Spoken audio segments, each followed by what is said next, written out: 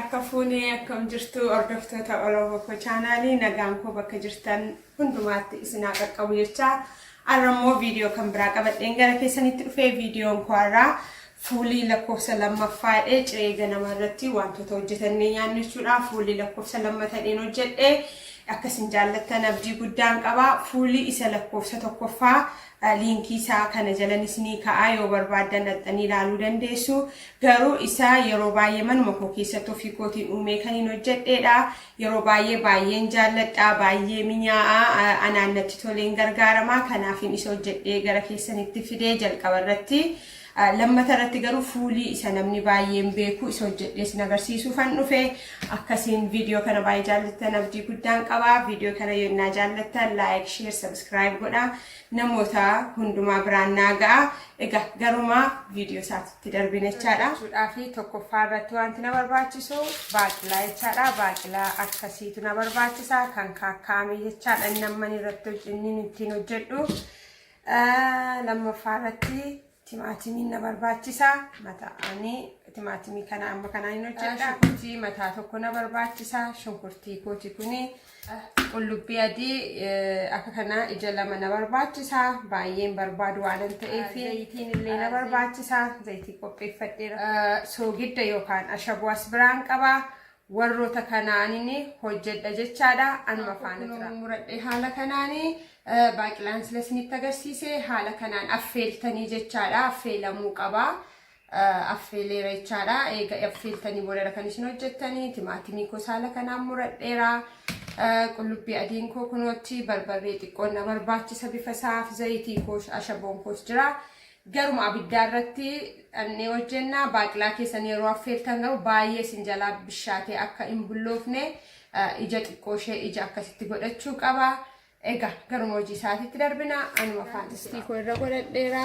Distii kootitti amma maalan godhadha? Shunkurtii kun godhadhachaadha. Shunkurtiin koo eega bishaatee isin deebi'a. Shunkurtiin koo xiqqootee abishaatu anuma faana tura.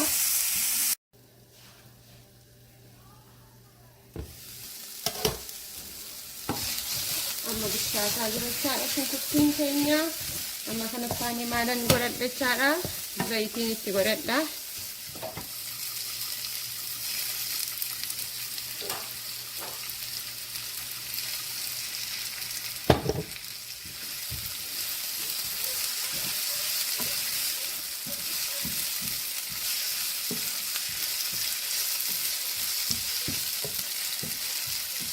Shunkurtiin koo zayitiin koo yeroo xinnoo ishee bishaatu isinitti deebi'a.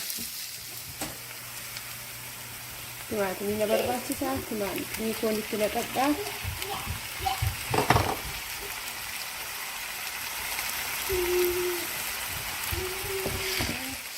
Amma bishaataa jira jechaadha. Shunkurtiin koo akka gaariitti bishaateera. Kanatti aanee maalan itti naqa? Barbarree xiqqoo bifa isaa duwwaaf waanta ta'eef baay'een nan barbaachisu.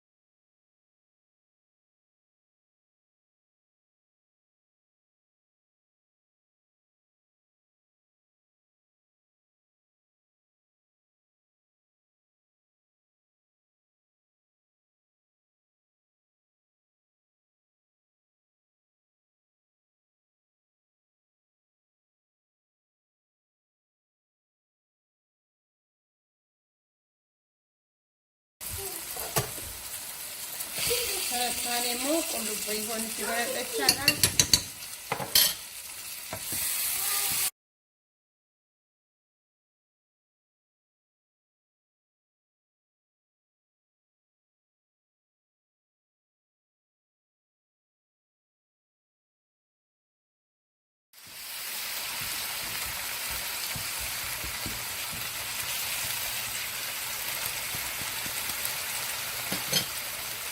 qulleetti keessanii baay'ee bareechuun raaffatina yennaa inni kun baay'ee xuruutti bisheessinee sana yeroo itti godhannu mi'a bareedaa nuuf jechuudha. Kanaaf jalqaba irratti akka gaariitti bisheessuu qabna. Kana shunkurtii keenya barbarree keenya zayitii keenya akkuma gaariitti sochoosaa bishaanitti qoqqochaa bisheessuun gaariidha.